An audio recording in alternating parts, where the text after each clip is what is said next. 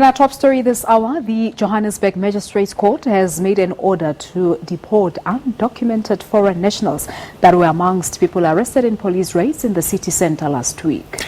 Those who have failed to prove that they're in the country legally will be deported within the next 30 days. In the meantime, they'll be detained at the Lindela Repatriation Centre in Krugersdorp West of Johannesburg. More than 300 people were arrested during the raid and are currently appearing individually before 5 magistrates. The 7 police officers were also arrested on Wednesday for allegedly trying to resell the confiscated counterfeit goods to traders. Were also expected to appear in court this afternoon. More than 600 people were arrested last week for being in possession of counterfeit goods. Meanwhile, there's been a show of solidarity for these nationals outside the court today. The accused before court, Your Worship, had approached 2 females, Your Worship, that had come from a business. They are seen, Your Worship, speaking to this female. They are seen taking a box which the state will allege, Your Worship, contains alleged counterfeit goods, that being, Your Worship, branded clothing items, Your Worship, and they are leaving, Your Worship. However, Your Worship, they're saying taking 2 boxes. They take 1 box, the ladies, Your Worship, from this business take 1 box back from them, and they continue to go into their business, Your Worship. When the accused leave, the ladies are actually seen removing the contents of their business and replacing them or moving them into a basement, which the state is alleging, Your Worship, for purpose of hiding them. So at the end of the day, the state is going to allege, Your Worship, or submit that the accused before court are going to be facing a charge of defeating the ends of justice.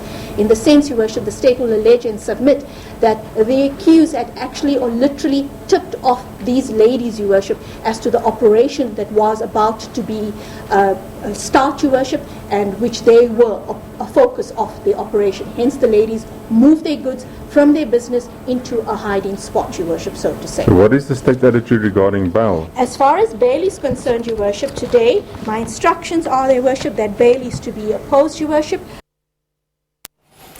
Well, for a little bit more on this story, we're now joined in our studio by reporter Maageketla Mohlabe, who's been watching this story for us. Maageketla, thanks so much for joining us. Yep. So, explain to us the processes that have been taking place. What we saw last week, of course, was police raids and people arrested, more than 600, I believe. Of course. Where are we now? Of course, you'd recall, Peter, that over 100 traders then were confirmed to be legally, staying in South Africa. But of course, you then had a number up to 360 of the illegal traders that made their first appearance at the Johannesburg Magistrates Court this morning. But it was a delayed process. I have to mention that we saw some of the magistrates frustrated, saying that it looks like the SAPS as well as the Home Affairs didn't take the issue of punctuality into consideration, in the sense that they're saying that they've been waiting since 9 a.m. only to find that the alleged illegal traders came through around 10 o'clock, and obviously when they arrived there, they need to write their names down. I mean, there's 360 of them, and what we also heard is that they had to then be divided into different courts according to nationality, and of course with language difficulty on the other side, they had to allocate interpreters to be able to carry the message across. But on the other side, we also saw how some of these illegal traders did not have legal representation. In other ways, they had to represent themselves. And of course, questions from the magistrates were, do you have legal or documentation to be in this country? Do you have valid documentation to be in South Africa? And of course, if the answer was no, then they would have to be taken to Lindela Repatriation Centre, as you mentioned in the intro. And what we also heard is that it will take about 30 days for them to be deported to their respective countries. All right, so, and part of the delay was that each one had to appear individually, didn't they? And that's why they needed so many courts, and that's what took time.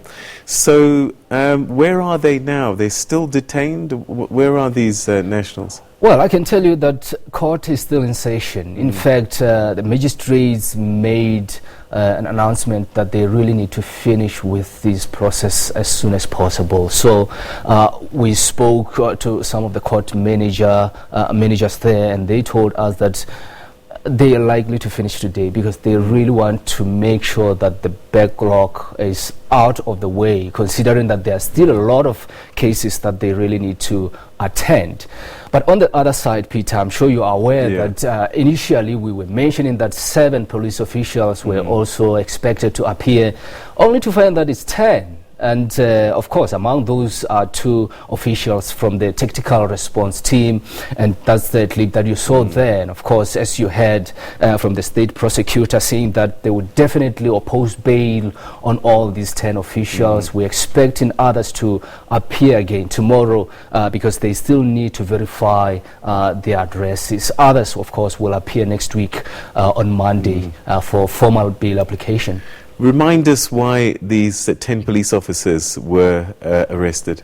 Of course, let's then take you back to the 2 officials from the tactical response team. Of course, as you heard in that clip, they were allegedly involved in tipping off some of the illegal traders ahead of the operation on Wednesday, and that's how they were caught. And of course, according to the state prosecutor, saying that they went to these 2 ladies who were trading illegally, and they went to tell them that they need to move their goods away. And of course, well, it looks like then they were caught on video moving those things below a basement in one of the flats downtown Johannesburg, and that's how they were caught.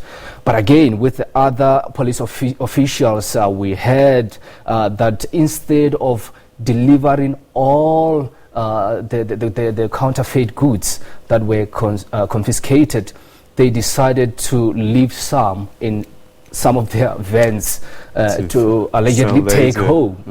And that's one of the things, which is why then they are facing charges of theft, defeating the ends of justice, as well as corruption. All right, so 2 processes playing out at the moment. Some will be deported and some will face criminal charges for their activities. But there were people outside in support of these nationals, and what generally were they saying?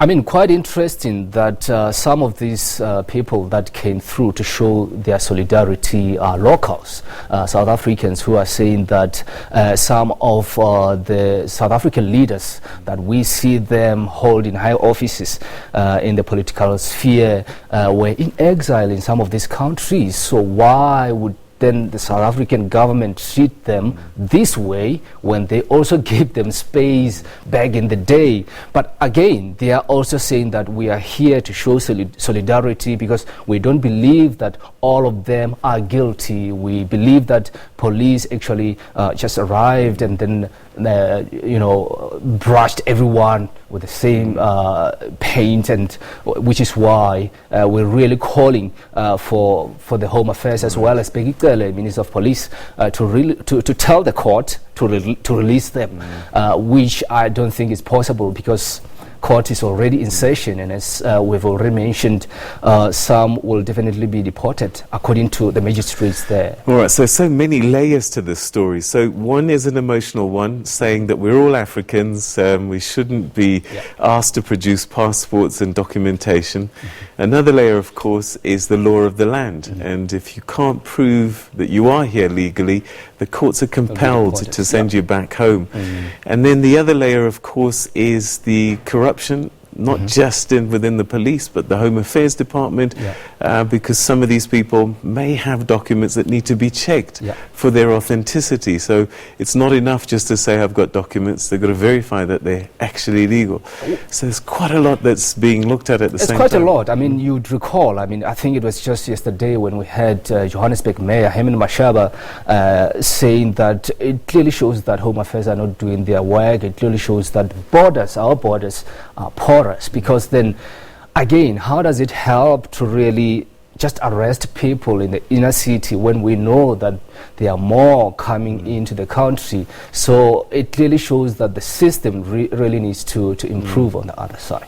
The authorities, what are they saying? These kinds of operations will continue into the future? Absolutely. They are saying that they are not turning back. And of course, you'd recall that they actually went back to Johannesburg CBD following that standoff between the police as well as the illegal traders, where we saw some rocks flying, of course, property being vandalized in that standoff. But they are saying that they are not going to look back. They are definitely going to be raiding throughout the city.